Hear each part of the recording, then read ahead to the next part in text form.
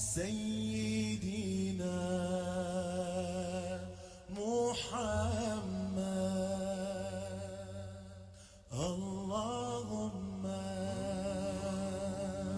صل على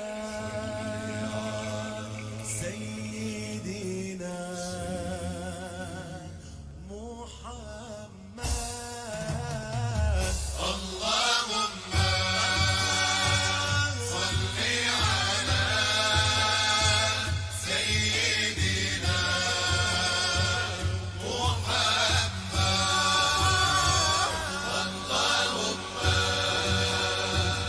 صل على سيدنا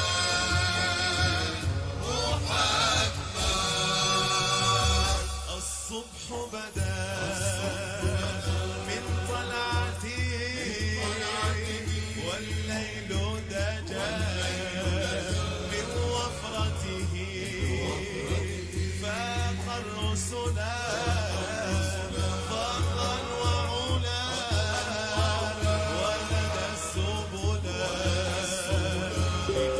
بدلالته. اللهم صل على سيدنا محمد. اللهم صل على سيدنا محمد. اللهم صل على سيدنا محمد. الصبح بدا من طلعته والليل دجى من وفرته فاق الرسل فضلا وعلا وهدى السبل بدلالته. اللهم صل على سيدنا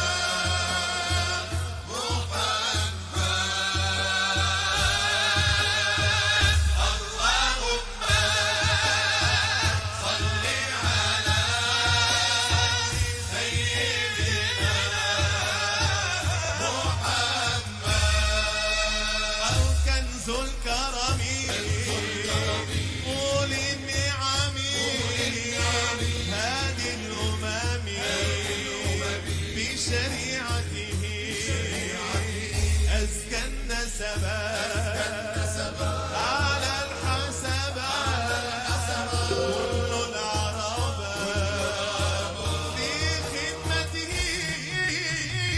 اللهم صل على سيدنا محمد. اللهم صل على سيدنا محمد. سعت الشجر نطق الحجر شق القمر بإشارته جبريل أتى ليل الإسراء والرب دعا لحضرته. سعت الشجر نطق الحجر شق القمر بإشارته جبريل أتى ليل الإسراء والرب دعا لحضرته. اللهم صل على سيدنا محمد. اللهم صل على سيدنا السلام عليكم ورحمة الله تعالى وبركاته. Alhamdulillahi Rabbil Alamin. Wassalatu wassalamu ala ashrafil anbiya'i wal mursalin wa ala alihi wa sahbihi ajma'in. Allahumma salli wa sallim wa barik ala maulana Muhammadin nur al-mudhhib linisyan binurihi wa ala alihi fi kulli lamhatin wa nafasin adada ma wasi'ahu ilmullah. Subhanaka la ilma lana illa ma 'allamtana innaka antal alimul hakim wa la hawla wa la quwwata illa billahil aliyyil azim. Rabbi shrah li sadri wa yassir li amri wahlul 'uqdatam min lisani yafqahu qawli. Amma ba'du. Alhamdulillahi Rabbil Alamin. Bersyukur kita kehadrat Allah Subhanahu wa ta'ala kerana dilimpahkan kurnianya dapat kita bersama-sama bertemu pada petang yang mulia ini, menyambung pengajian kitab tasawuf yang dikarang oleh Al-Muhaddis Dr. Syed Abdullah bin Siddiq Al-Ghumari. Di mana pada minggu ini kita juga menyambut haul beliau, membincangkan berkaitan manakib beliau, sejarah beliau, sejarah ilmu beliau, jasa-jasa beliau. Di mana perlu kita ketahui beliau merupakan salah seorang ulama yang perlu kita sanjungi, yang mana beliau banyak meninggalkan jasa yang besar dalam dunia Islam. Mana beliau telah mengarang begitu banyak kitab dalam memberi pencerahan, penjelasan kepada umat Islam pada masa kini. Jadi kita menyambung kembali pengajian yang telah kita mulakan lebih kurang 2 minggu yang lepas. Jadi pada minggu ini kita akan memasuki berkaitan dengan fasal pentakrifan ilmu tasawuf. Jadi sebelum kita mulakan, mari kita hadiahkan Al-Fatihah kepada Rasulullah SAW, ahli keluarga baginda, sahabat baginda, tabi'in, tabi'in, guru-guru kita, masyayikh kita, murabi kita, ahli silsilah tempat kita. Kemudian pada sahibul kitab, iaitu Syed Abdullah bin Siddiq Al-Ghumari, dengan niat supaya dikurniakan keridhaan Allah Subhanahu wa taala, istiqamah, ikhlas, kefahaman, futuh, pembukaan dan keridhaan daripada pengarang kitab ini sendiri, dan mereka mendoakan kita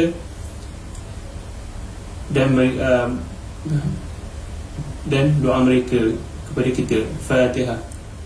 Bismillahirrahmanirrahim. Alhamdulillahirabbil alamin. Arrahmanir rahim. Maliki yaumiddin. Iyyaka na'budu.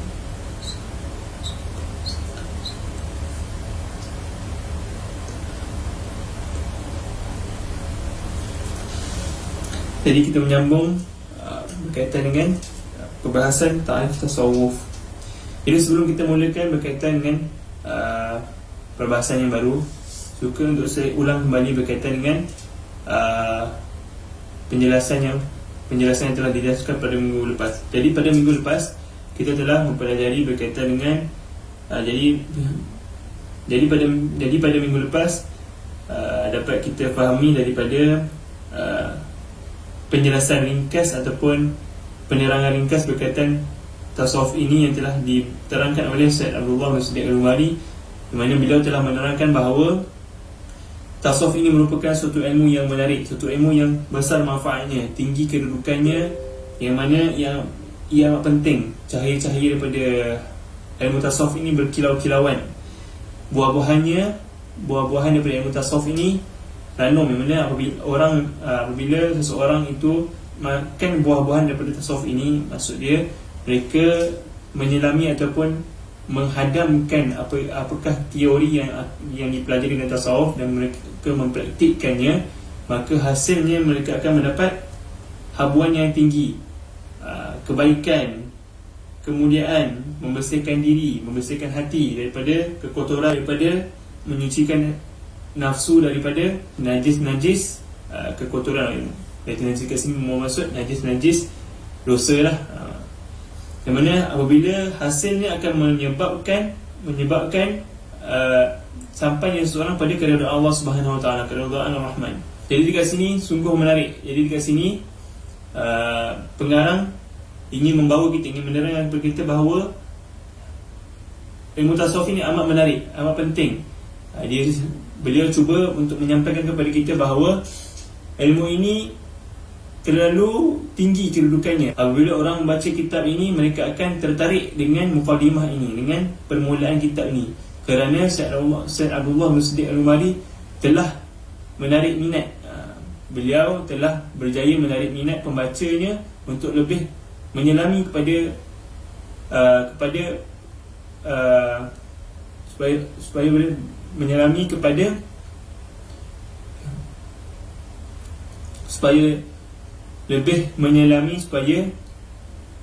beliau telah menarik minat pembacanya, menyelami, supaya lebih menyelami, masuk ke dalam arena tasawuf ini. Seperti contoh, kita dikhabarkan dengan suatu perkara yang indah, dengan suatu perkara yang menarik. Bagi contoh,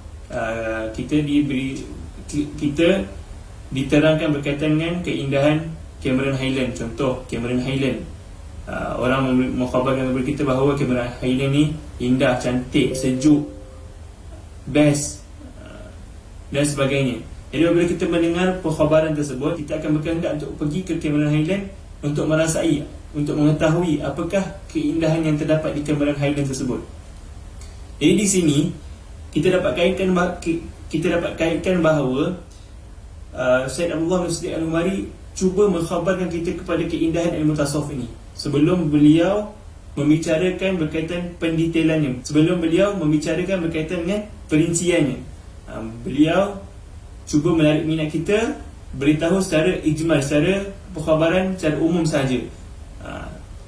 Bagi contoh, kita berbual dengan kawan-kawan kita nak tarik pada suatu perkara, pasti kita akan mula mencuba untuk menarik minat kawan kita kepada suatu perkara yang kita ingin tarik beliau dengan kita mengkhabarkan keindahan perkara tersebut. Contohnya kita mengkhabarkan keindahan Masjid Sendayan. Contoh, kita nak ajak kawan kita pergi Masjid Sendayan. Kita katalah kat dia, Masjid Sendayan cantik, besar, macam Masjid Nabawi. Jom kita pergi, mari kita pergi, jom kita tengok apa yang indahnya. Begitulah perumpamaan yang ingin disampaikan pada awal mukadimah kitab ni, awal penjelasan kitab ni. Itu sebab beliau, Syed Abdullah bin Siddiq Al-Umari, memulakan dengan gaya bahasa yang begitu tinggi, yang begitu indah. Beliau menyampaikan bahawa fa'inna tasawufa kabirun fadruhu, jalilun khaturuhu, azimun waqa'uhu, amikun naf'uhu, yang mana hujung-hujung kalimahnya sama sahaja rentaknya. Anwaruhu lami'atun wa athmaruhu yani'atun wa dihi qaribun qari'un khasibun wa nadihi yandu li qasidihi min kulli khairin binasibin yuzakki an-nafsa min ad-danas wa yutahhiru al-anfasa min ad-danas min al-arjas wa yaraki al-arwah ila maraki al-falah wa yuwasilu al-insana ila mardati ar-rahman. Jadi apabila kita kaji, apabila seorang yang memahami gaya bahasa Arab, mereka akan tertarik dengan susunan atau kalimah-kalimah yang telah ditulis oleh Syed Abdullah bin Siddiq Al-Umari. Sungguh indah, iaitu sungguh halus, kerana iramanya ataupun rentak kalimahnya begitu indah, begitu lazat dibaca. Apabila kita baca, kita akan rasa senang untuk, kita akan tertarik untuk membacanya. Seperti contoh, kita ingin membaca suatu buku, apabila permulaan buku tersebut mempunyai gaya bahasa yang menarik minat kita, maka kita akan cuba untuk meneruskan pembacaan kita. Apabila permulaan buku tersebut mempunyai permulaan yang tidak menarik, yang mana persembahannya tidak begitu menarik, persembahannya membosankan, persembahannya terlampau panjang, menderet-deret, maka pembaca tersebut akan bosan dan pembaca tersebut tidak akan meneruskan pembacaan buku tersebut. Jadi di sini permulaannya ringkas, padat dan indah. Lalu apabila pembaca tersebut ingin membaca kitab ini, mereka akan teruskan bacaan. Jadi di sini kita dapat lihat bijaknya Syed Abdullah bin Siddiq Al-Umari dalam menyusun permulaan kitabnya, yang mana beliau berjaya menarik minat penuntut ilmu untuk mendalami ilmu tersebut melalui penulisan beliau yang begitu indah. Jadi sekarang, setelah mana telah diterangkan berkaitan dengan pengkhabaran yang indah berkaitan ilmu tasawuf, jadi apabila seorang tersebut telah mula minat untuk tertarik untuk mendalami ilmu tasawuf, untuk mengetahui apakah yang indah dalam ilmu tasawuf ini, apakah yang buah yang mengenyangkan dalam ilmu tasawuf ini, apakah intipati yang menyucikan diri dalam ilmu tasawuf ini, apakah caranya untuk menyucikan hawa nafsu daripada kekotoran, daripada najis kekotoran, apakah caranya, apakah kaifiatnya. Maka Syekh Abdullah bin Siddiq Al-Umari memulakan pentarifan, mula membawa kita kepada pintu-pintu untuk menyelami ilmu tasawuf tersebut. Pintu-pintu, dia cuba tarik kita. Mula-mula dia bagi kita gambar yang indah. Contoh, kita tengok gambar masjid yang cantik, kita tengok sahaja, kita tak masuk lagi. Apabila kita tengok indah, kita cuba untuk masuk. Kalau luarnya indah, maka dalamnya pasti indah. Sekarang bila cuba tarik kita untuk memasuki pintu-pintu yang akan membawa kita kepada keindahan yang berada di dalam tersebut. Mana keindahan di luar kita sudah nampak. Jadi kita akan masuk pada keindahan yang berada di dalam bangunan tersebut. Yang mana bangunan tersebut adalah tasawuf. Bismillahirrahmanirrahim. Kita akan mula pada pentakrifannya. Bismillahirrahmanirrahim. Qala musannifu rahimahullah wa nafa'ana bi'ulumihim fid darain amin. Kathurat aqwalul ulama'i fi ta'rifihi.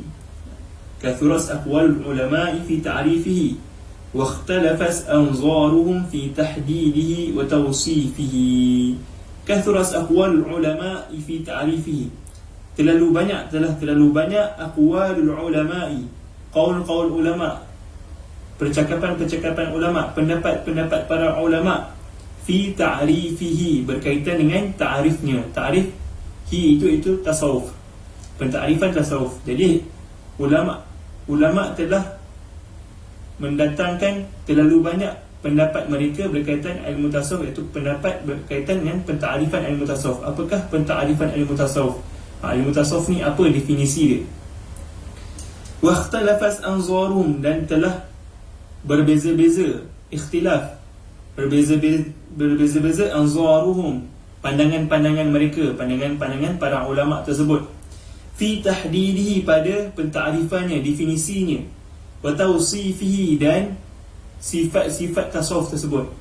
Jadi ulama telah banyak pendapat para ulama, yang mana pendapat tersebut berlaku perbezaan pendapat berkaitan dengan pandangan-pandangan mereka berkaitan dengan tahdid dan tausifnya, iaitu ta'rif dan sifatnya, sifat tasawuf tersebut.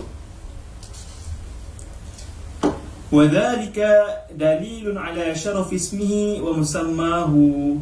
Jadi dekat sini, wa dhalika dalilun ala syaraf ismihi wa musammahu, dia menunjukkan perbezaan pendapat tersebut. Wa dhalika dalilun, merupakan dalil, bukti yang menunjukkan ala syaraf ismihi wa musammahu. Syaraf ismihi yang menunjukkan kepada kemuliaan, keagungan. Ismihi wa musammahu, kemuliaan dan keagungan namanya, itu nama tasawuf tersebut, wa musammahu, dan intipatinya.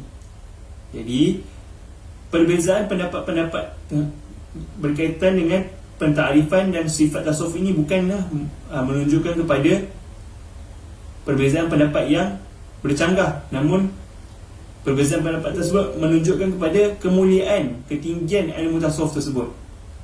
Sebagaimana telah sebagaimana yang telah diterangkan oleh para ulama, sebagaimana yang telah diberitahu oleh, sebagaimana yang telah para ulama sebut. Sebagai contoh, Syekh Fairuz Abadi, salah seorang ulama, Fairuz Abadi, beliau mengatakan bahawa kasratul asma tadullu ala syarafil musamma. Maksud kasratul asma, banyaknya nama, tadullu ala syarafil musamma, menunjukkan kepada kemuliaan penamaan tersebut. Banyaknya nama menunjukkan kepada mulianya seseorang tersebut, mulianya yang dinamakan tersebut. Sebagai contoh, Rasulullah SAW mempunyai begitu banyak nama. Antaranya Muhammad, Ahmad, Ibn Qasim, Mahi dan sebagainya. Di mana Rasulullah punya banyak nama yang menunjukkan kepada kemuliaan Rasulullah, bukan satu nama sahaja. Yunbi'u an sumui ghayatihi wa marmahu, yang menunjukkan pada yunbi'u, menunjukkan pada an sumui ghayatihi wa marmahu. An berkaitan dengan sumui, ketinggiannya, ghayatihi, ketinggian, ghayatihi, ketinggian matlamatnya, ketinggian ghayah, tujuannya, wa marmahu, dan marmahu, objektifnya. Jadi banyaknya pentarifan dan pensifatan berkaitan dengan tasawuf ni menunjukkan kepada kemuliaan tasawuf tersebut, dan menunjukkan kepada ketinggian matlamat dan objektif tasawuf tersebut. Faqila, maka dikatakan, maka kila dikatakan juga oleh para ulama. Antaranya mereka katakan tasawuf adalah al-jiddu fi suluki ila malikil muluk. Al-jiddu fi suluki ila malikil muluk. Pendek je pentakrifannya, tapi cukup mendalam, cukup untuk menerangkan kita berkaitan dengan ilmu tasawuf ni secara ringkas. Bila orang tanya apa itu tasawuf, kita boleh jawab al-jiddu fi suluki ila malikil muluk. Bila orang tanya entah ni belajar tasawuf, apa yang kita belajar tasawuf, kita jawablah tasawuf ni antaranya adalah al-jiddu fi suluki ila malikil muluk, iaitu al-jiddu, bersungguh-sungguh, fi suluki, dalam perjalanan ila malikil muluk, menuju kepada raja segala raja. Maksud dia apa? Bersungguh-sungguh dalam perjalanan kita menuju kepada Tuhan. Jadi kita ni pasti akan menemui Allah Subhanahu Wa Taala. Kita ini akan ada ajal. Jadi kita mempersiapkan diri kita bertemu Allah Subhanahu Wa Taala, bersungguh-sungguh kita mempersiapkan amalan-amalan kita, meninggalkan segala apa yang dilarang oleh Allah Subhanahu Wa Taala, mengikut sunnah Rasulullah SAW, mengikut syariat, bersungguh-sungguh. Jiddu fi suluk, bersungguh-sungguh berjalan. Kita punya kita punya perjalanan kita kepada Allah bersungguh-sungguh, tak ada main-main. Tak ada sekejap pagi kita buat kebaikan, petang kita melalai. Contoh, petang kita buat kejahatan, lepas tu dah bosan buat kejahatan, kita buat kebaikan balik. Itu tak bersungguh-sungguh, itu main-main namanya. Jadi tasawuf ni dia mempraktikkan diri kita, mengajar kita supaya bersungguh-sungguh, serius dalam perjalanan kita untuk menuju pada Allah Subhanahu Wa Taala, menuju pada keridhaan Allah Subhanahu Wa Taala. Wakila, dan dikatakan juga, para ulama juga mengatakan bahawa at-tasawuf adalah al-muwafaqatu lil haqqi wal mufaraqatu lil khalqi. Tasawuf adalah muwafaqah lil haqqi, bersama-sama dengan hak, kebenaran, itu bersama-sama dengan Allah Subhanahu Wa Taala, sentiasa bersama-sama dengan Allah. Muwafaqatu lil haqqi wal mufaraqatu lil khalqi, dan berpisah dengan khalqi, dengan makhluk. Tasawuf ini mendidik kita muwafaqah lil haqqi, sentiasa bersama-sama dengan Allah, muwafaqah, wal mufaraqah, dan berpisah dengan khalqi, makhluk. Kita berpisah dengan makhluk, kita memutuskan hubungan kita dengan makhluk. Kita tidak bersangkutan dengan makhluk. Maksudnya apa?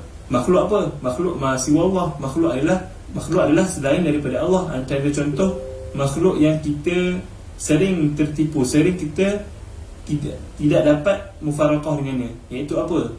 Iaitu harta, duit, kesenangan dunia. Itu adalah salah satu perkara yang sering kita terlepas pandang. Al-khalqi di sini bukan hanya bermaksud manusia, bukan hanya maksud mufaraqah, berpisah dengan manusia, bukan. Ianya khalqi, secara khalqi, makhluk semua kita berpisah. Kita tidak lalai, kita tidak tertipu dengan makhluk. Kita tidak menjadikan diri kita hamba kepada makhluk, hamba kepada duit. Contoh yang paling mudah, kita hamba kepada duit. Kita seringkali memikirkan berkaitan dengan rezeki. Kita seringkali memikirkan berkaitan dengan harta. Sibuk nak mengejar mengumpul harta, sibuk nak mengejar mengumpul kemewahan. Sedangkan kita dalam masa yang sama, kita sedikit demi sedikit tanpa kita sedari, kita sebenarnya telah mufaraqah lil haqqi. Bukan mufaraqah lil khalqi, tapi kita mufaraqah lil haqqi, berpisah dengan Allah Subhanahu Wa Taala.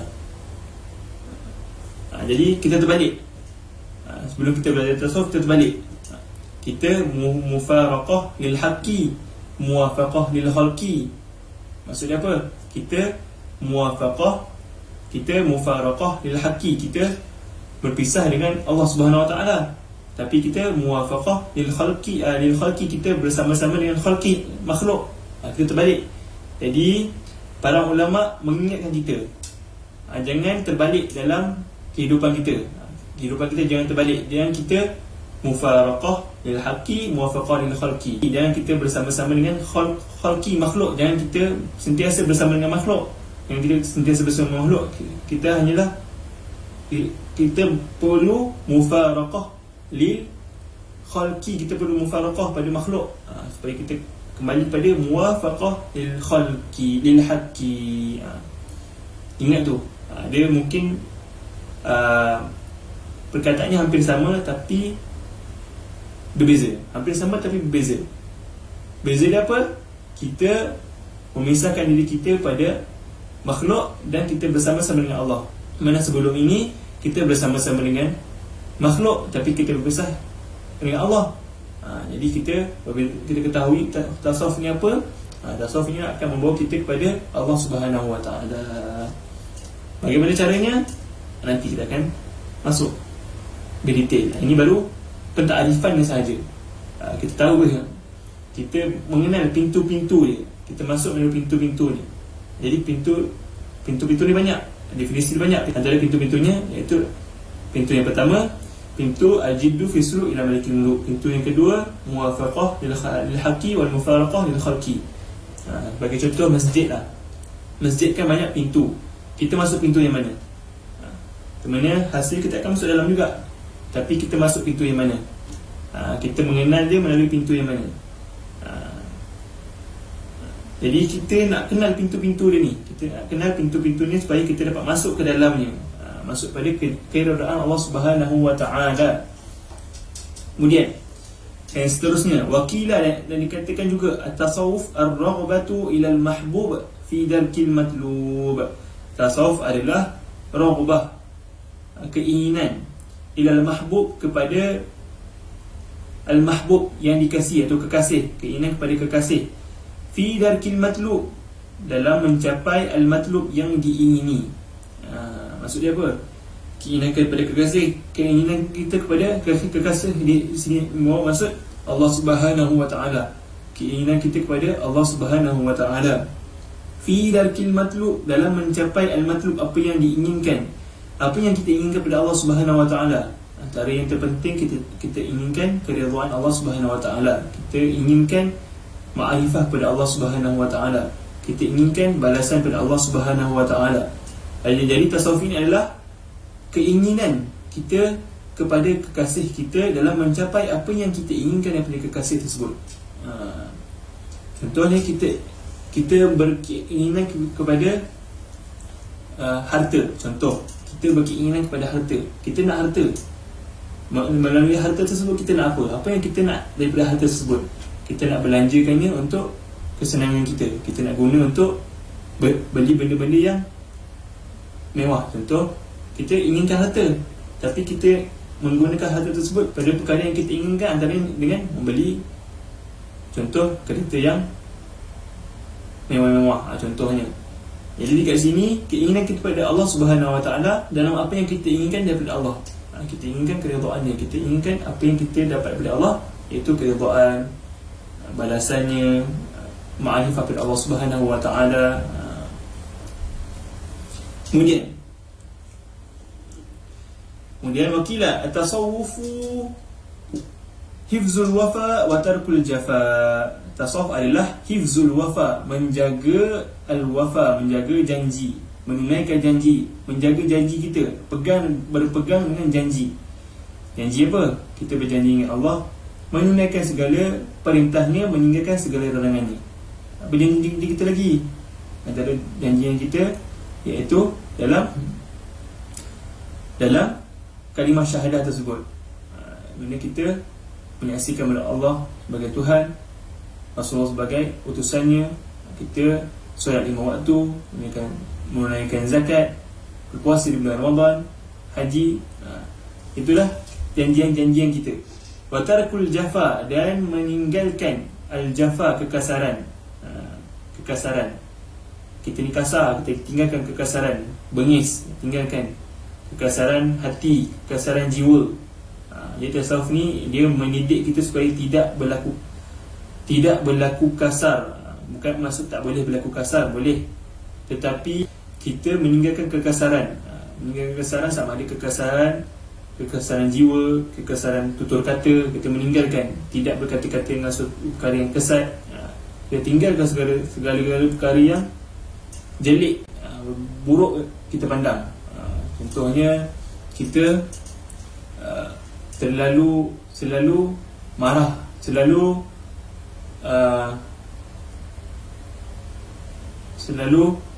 berkata kesat, tinggalkan.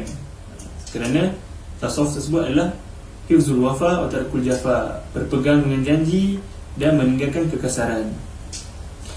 Ila ghairi hadza, jadi musannif telah mendatangkan lebih kurang di sini 1, 2, 3, 5 ta'rif tasawuf yang ringkas. 5 ta'rif tasawuf yang ringkas. Yang pertama, al-jiddu fi suluk ila al-malikil muluk, bersungguh-sungguh dalam perjalanan menuju pada Allah Subhanahu wa taala, itu raja segala raja. Yang kedua, al-muwafaqatu lil haqqi wal mufaraqatu lil khalqi, berpisah dengan muwafaqah lil haqqi, bersama-sama dengan Allah Subhanahu wa taala, dan berpisah dengan makhluk. Itu yang kedua. Yang ketiga tertinggal lagi. Yang ketiga adalah ibtigha'ul wasilah ila muntahal fadilah. Yang ketiga, ibtigha'ul wasilah ila muntahal fadilah, mencari wasilah ila muntahal fadilah, kepada setinggi-tinggi kelebihan, pada kelebihan yang tertinggi. Kita mencari wasilah, perantaraan. Kita mencari perantaraan supaya kita mendapat suatu kelebihan. Maksudnya apa? Kita adanya perantaraan kita untuk mendapatkan sesuatu. Contohnya, kita ingin pergi ke kedai, kita perlukan wasilah untuk pergi ke kedai. Kita perlu menaiki kereta, jadi kereta tersebut adalah wasilah kita untuk sampai ke kedai. Jadi kat sini kita menginginkan muntahal fadilah, setinggi-tinggi kelebihan, iaitu keridhaan Allah Subhanahu wa taala, keridhaan Rasulullah sallallahu alaihi wasallam. Jadi kita perlu, untuk mendapatkannya, kita perlu pada wasilah perantaraan yang menyampaikan kita kepada hajat kita tersebut. Sebagaimana yang telah difirmankan Allah Subhanahu wa taala, ya ayyuhallazina amanu taqullaha wabtaghu ilaihi wasilah. Wahai orang-orang yang beriman, bertakwalah kepada Allah Subhanahu wa taala, wabtaghu ilaihi wasilah, dan carilah wasilah untuk sampai kepadanya, dan carilah wasilah. Wasilah itu perantaraan untuk sampai kepada Allah Subhanahu wa taala, perantaraan. Penting supaya kita adanya alat untuk kita sampai kepada Allah. Boleh kita sampai kepada Allah Subhanahu wa taala, tetapi adanya caranya, iaitu perantaraan. Antaranya kita belajar, kita berguru. Kita menulis pun menggunakan tangan, perantaraan kita tangan, bukan tulis tiba-tiba tertulis. Jadi setiap benda adanya perantaraan, adanya alat. Jadi ini menolak ataupun menangkis pendapat golongan yang menafikan perantaraan ini, yang menafikan adanya perantaraan. Jadi Al-Quran juga telah memerintahkan kita untuk mencari perantaraan, mencari wasilah untuk sampai kepada Allah Subhanahu wa taala. Kemudian itu yang ketiga. Yang keempat, ar-raghbah ila al-mahbub fi darkil matlub, yang telah dijelaskan tadi. Yang kelima, hifzul wafa wa tarkul jafa, menjaga janji dan meninggalkan kekasaran. Ila ghairi hadha min al-aqwal allati tablawunahu alfin. Sampai di sini sahaja min al-aqwal, daripada qaul-qaul, daripada pendapat-pendapat, daripada pandangan-pandangan allati tablawunahu alfin, yang mana pandangan-pandangan berkaitan dengan ta'rif dan tahdid dan tasrif, ta'rif dan sifat tasawuf ini yang mencapai tablawunahu alfin, sehingga 1000, sehingga lebih daripada 1000 pentakrifan yang telah didatangkan oleh para ulama. Tapi musannif, iaitu Sa'dullah bin Sa'id Al-Umari, hanya mendatangkan 5 yang begitu padat dan ringkas, supaya kita tidak bosan, supaya kita tidak terlalu fokus pada pentakrifan yang begitu banyak. Cukup 5 ini sahaja sudah menjelaskan kepada kita berkaitan dengan pentakrifan tasawuf dan sifat-sifat tasawuf tersebut. Hakaha Al-Hafiz As-Sufi, yang telah dihikayatkan, yang telah diterangkan, yang telah diberitahu oleh Al-Hafiz As-Sufi Abu Nu'aim Al-Asfahani fi kitabihi, yang telah diterangkan, yang telah diberitahu oleh Abu Nu'aim Al-Asfahani fi kitabihi, di dalam kitabnya yang bertajuk Hilyatul Awliya. Jadi sekiranya kita ingin mengetahui definisi-definisi yang selanjutnya, yang selanjutnya, bolehlah kita merujuk kepada kitab Hilyatul Awliya. Wasu'ila al-Imam Abdul Qasim, dan ditanya, wasu'ila al-Imam Abdul Qasim, dan Imam Abdul Qasim Junaid ditanya, Sayyidul Ta'ifah, yang mana Imam Junaid ini merupakan penghulu Ta'ifah, penghulu ahli sufi, penghulu kaum sufi. Ani tasawuf, ditanya berkaitan dengan tasawuf.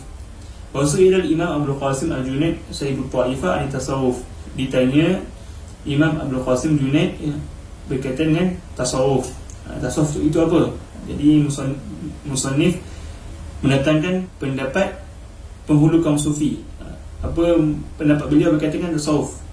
Faqala, dan beliau kata, tasawuf itu adalah tasfiyatul qalbi, menyucikan hati, penyucian hati, an muwafaqatil bariyah, daripada muwafaqatil bariyah, bersangkutan dengan makhluk. Dia lebih kurang dengan pentakrifan yang kedua. Pentakrifan yang kedua yang telah dibincangkan tadi, iaitu al-muwafaqatu lil haqqi wal mufaraqatu lil khalqi. Mufaraqah lil khalqi, lebih kurang. Tasfiyatul qalbi an muwafaqatil bariyah, menyucikan jiwa, menyucikan hati daripada bersangkutan dengan bariyah, insan, makhluk, daripada bersangkutan dengan manusia. Wa mufaraqatul akhlaqit tabi'iyyah, dan meninggalkan akhlak-akhlak, sifat-sifat tabi'i, sifat-sifat tabiat manusia. Tabiat manusia apa? Antaranya malas. Tabiat manusia biasanya malas. Jadi meninggalkan sifat-sifat kemalasan, meninggalkan sifat-sifat tabi'i manusia tersebut. Tasawuf ini mendidik kita supaya meninggalkan sifat-sifat tabi'i. Banyak lagi sifat-sifat tabi'i manusia. Boleh difikirkan sendiri apa sifat tabi'i manusia tersebut. Sifat-sifat yang ada dalam diri sendiri, sifat-sifat buruk yang ada di dalam diri sendiri. Wa ikhmadus sifatil bashariyah, dan memadamkan ikhmadus sifatil bashariyah, memadamkan sifat-sifat bashariyah, sifat-sifat manusia, sifat-sifat kemanusiaan. Bukan bermaksud sifat-sifat kemanusiaan tersebut, bukan bermaksud sifat-sifat yang baik. Memadamkan sifat-sifat yang ada dalam diri manusia tersebut, sifat-sifat yang negatif, memadamkan. Contoh, sifat panas baran, kita padamkan sifat-sifat negatif tersebut. Wa mujanibatud dawa'i nafsaniyah, dan menjauhi mujanibatud dawa'i, panggilan ataupun dorongan nafsaniyah, dorongan nafsu. menjauhi daripada dorongan nafsu. Nafsu kita selalu menuntut kita kepada perkara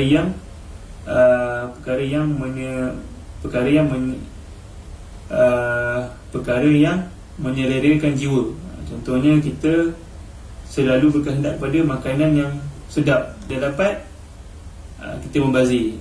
Nafsu nak sangat, bila dah dapat tak habis.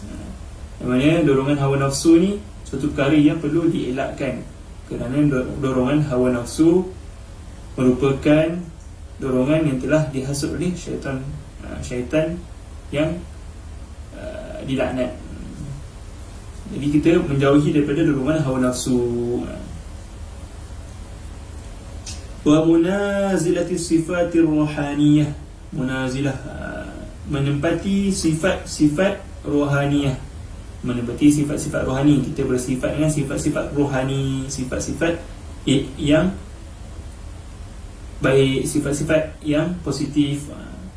Wa ta'alluqu bil ulumil haqiqiyah, dan berpegang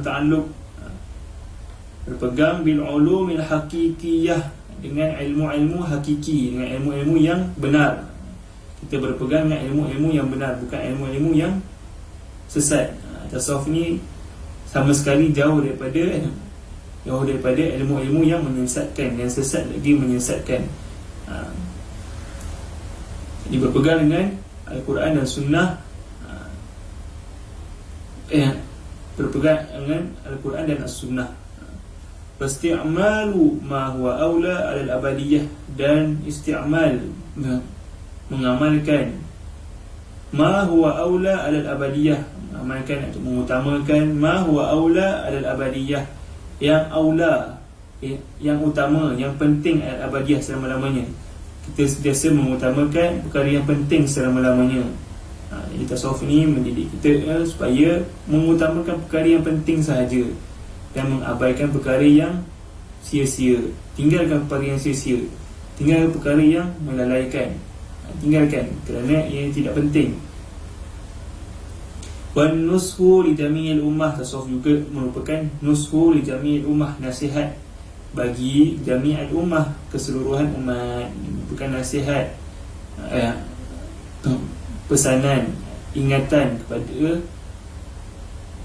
umat Rasulullah SAW, ingatan, tazkirah dan sebagainya, mengingatkan kita supaya mengingatkan kita kepada kelalaian diri kita, kelemahan diri kita, keburukan diri kita, menasihat kita supaya kembali pada Allah Subhanahu Wa Taala. Wal wafa'u lillahi 'alal haqiqati, dan wafa, berpegang dengan janji, lillah, pada Allah Subhanahu Wa Taala, al haqiqati, pada kebenaran. Berpegang pada Allah Subhanahu Wa Taala pada kebenaran.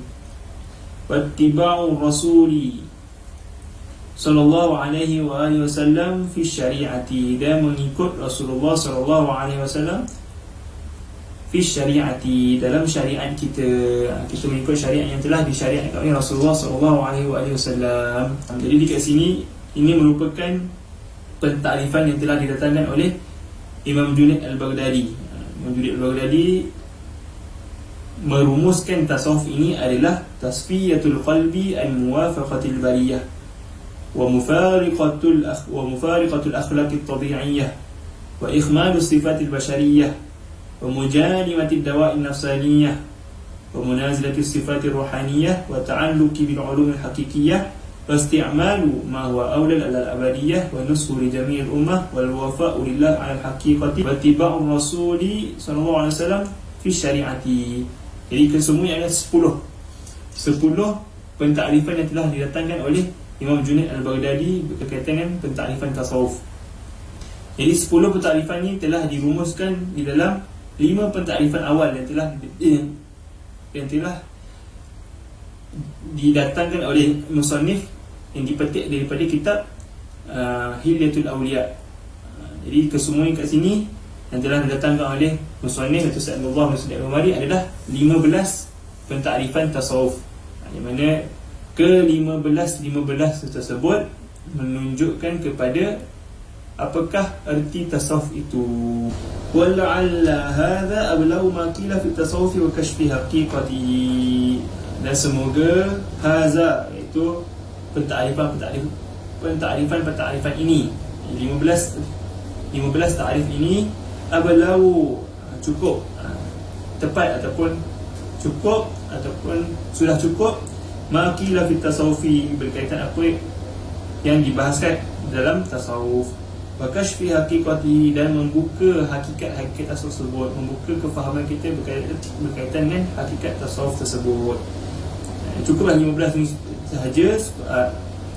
Semoga 15 ta'rifat ini dapat membuka fikiran kita berkaitan dengan ilmu tasawuf tersebut. Apakah hakikatnya yang dibahaskan dalam ilmu tasawuf.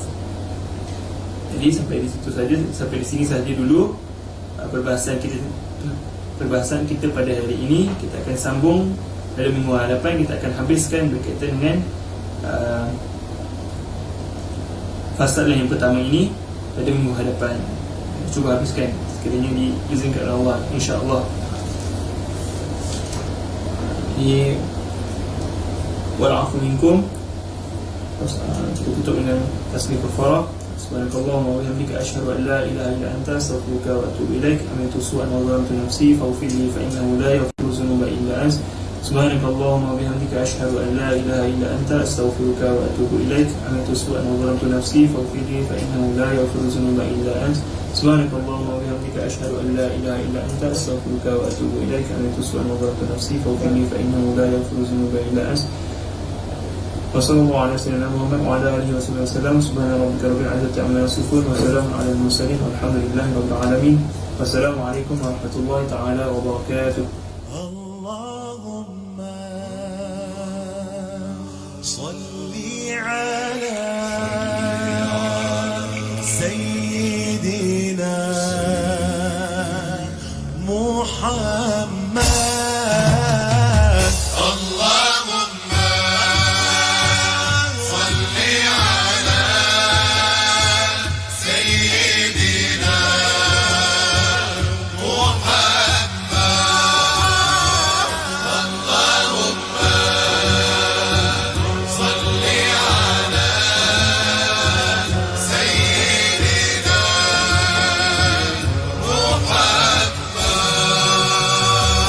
الصبح بدأ